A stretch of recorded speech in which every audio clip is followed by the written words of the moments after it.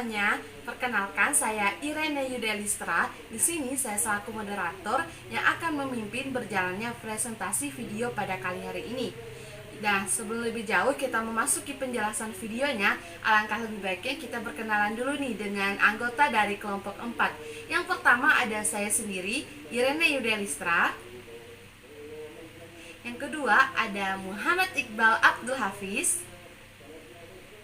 Yang ketiga ada M. Cindy Caroline. Dan yang terakhir ada Theotimus Agrippa. Baiklah, selamat menyaksikan presentasi penjelasan dari kelompok kami.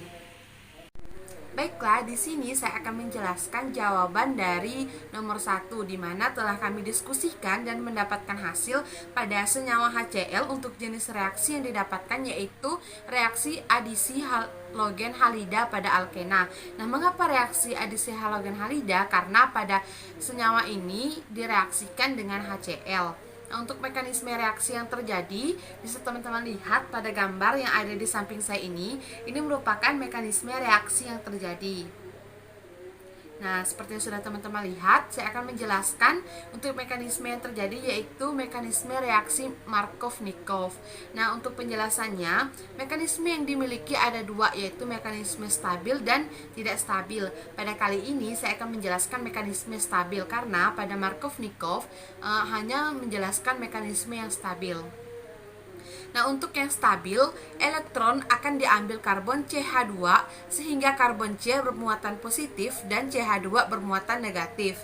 Yang selanjutnya, karbon negatif akan menyerang atom H pada HCl yang elektronnya akan diambil Cl sehingga Cl sendiri akan bermuatan negatif. Selanjutnya, Cl akan menyerang C yang positif.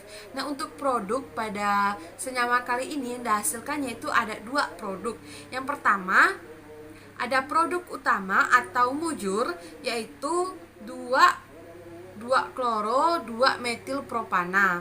Dan untuk produk samping yaitu 1 kloro 2 metil propana. Nah, untuk kedua produk tersebut dapat teman-teman lihat pada gambar yang ada di samping saya ini. Nah, ini merupakan hasil dari dua produk pada senyawa ini. Nah, sekian penjelasan saya untuk jawaban pada nomor 1. Baiklah, bertemu lagi dengan saya. Nah, di sini saya juga akan menjelaskan jawaban dari pertanyaan pada nomor 2. Nah, untuk pada nomor 2 ini, untuk jenis bereaksinya yaitu adisi hidrogen halida pada alkena.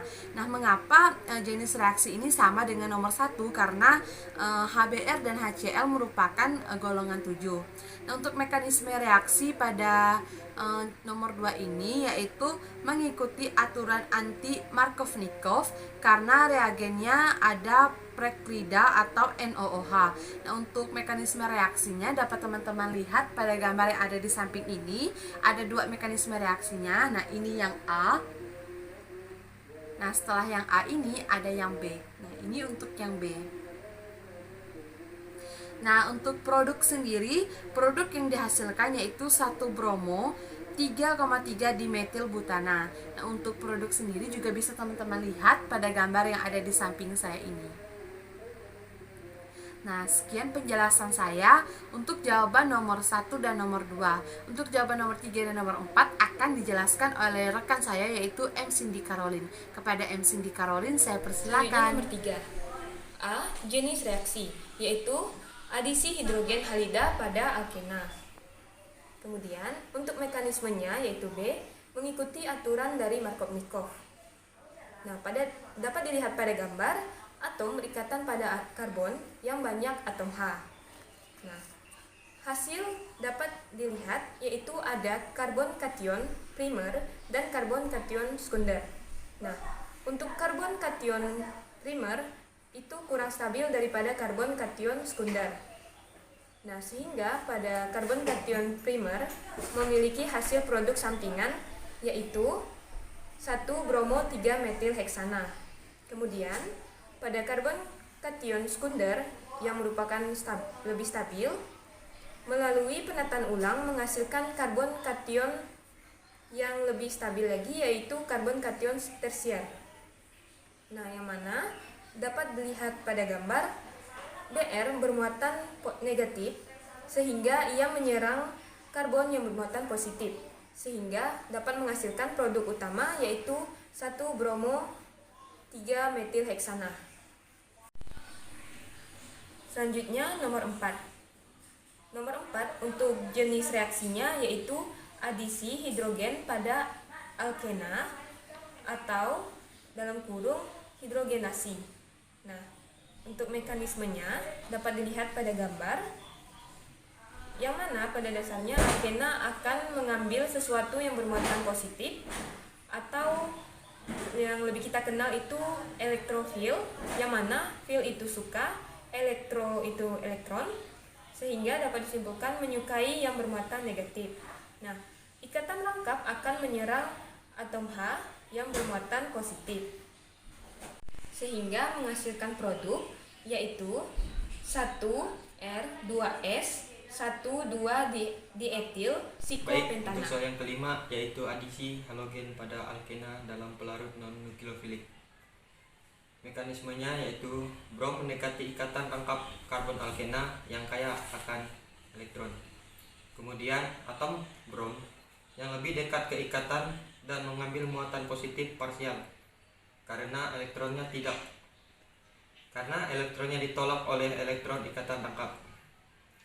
Dan kemudian brom yang bermuatan negatif menyerang karbon yang bermuatan yang menghasilkan produk 1,2-dibromosikloheksana. Baik, untuk selanjutnya yang keenam, adisi halogen pada alkena dalam pelarut air. Mekanismenya mirip dengan seperti yang nomor 5, yaitu molekul brom mendekati ikatan rangkap karbon yang memiliki elektron yang banyak. Kemudian di tahap kedua, air menyerang karbon yang bermuatan negatif, menggantikan posisi seperti di nomor kelima, dan menghasilkan produk 2-siklopentanol dan produk samping yaitu asam bromida. Yaitu nomor 7.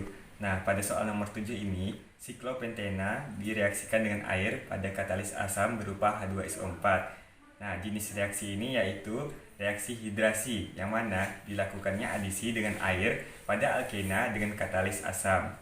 Nah, mekanisme reaksinya, elektron karbon pada ikatan rangkap akan diambil atom karbon lainnya, sehingga ada karbon yang bermuatan negatif dan ada yang bermuatan positif.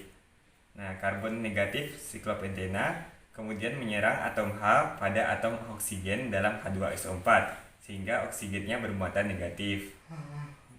Kemudian reaksi ini berjalan dengan lambat. Nah, selanjutnya karbon yang bermuatan positif akan diserang oleh molekul H2O.